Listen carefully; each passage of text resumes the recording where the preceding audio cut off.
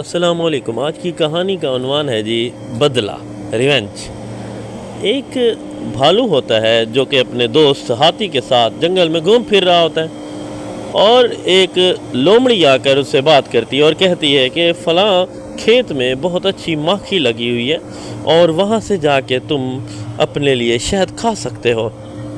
جب بھی وہ جاتا ہے تو وہاں اس کے مالک آ جاتے ہیں کھیت کے اور اسے مارتے ہیں، اور لومڑی یہ دیکھ کر بہت ہنس رہی ہوتی ہے، اور بھالو مار کھاتے ہوئے بہت غصے میں لومڑی کو دیکھتا ہے کہ اس نے میرے ساتھ برا کیا، تو اب وہ اس سے بدلہ لینے کا سوچتا ہے۔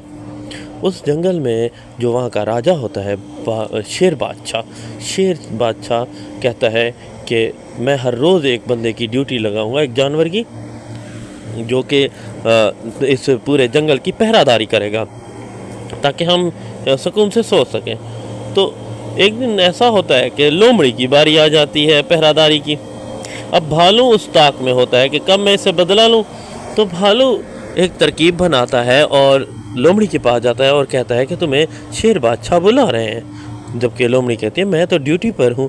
تو وہ کہتے ہیں شیر بادشاہ بلا رہے ہیں، انہوں نے بلایا، باقی تمہاری مرضی ہے، تم جاؤ یا نہ جاؤ۔ تو وہ ڈر سے شیر بادشاہ کے بھاگ پڑتی ہے۔ جب وہ بادشاہ کے محل کے قریب پہنچتی ہے شیر بادشاہ کے، تو پیچھے سے دھاڑنے کی آواز آتی ہے۔ تو لومڑی سمجھ جاتی ہے کہ شیر تو لگتا ہے میری ڈیوٹی والی جگہ پر پہنچے ہوئے ہیں، تو وہ بھاگ کر اپنی ڈیوٹی والی جگہ پر آتی ہے تو دیکھتی ہے کہ شیر بھی وہیں موجود ہے، اور وہ غصے ہوتا ہے۔ شیر برہم ہوتا ہے اور اسے بہت زیادہ ڈانٹتا ڈپکتا ہے اور کہتا ہے کہ تم اپنی ڈیوٹی چھوڑ کر گئی ہو، اس لیے تمہاری یہ سزا ہے کہ پورا مہینہ تم اسی پر ڈیوٹی کرو گی۔ جزاک اللہ۔ یہ آج کی کہانی کا مقصد تھا کہ بدلہ انسان کو کیسے ناکارہ اور بیوقوف بنا دیتا ہے۔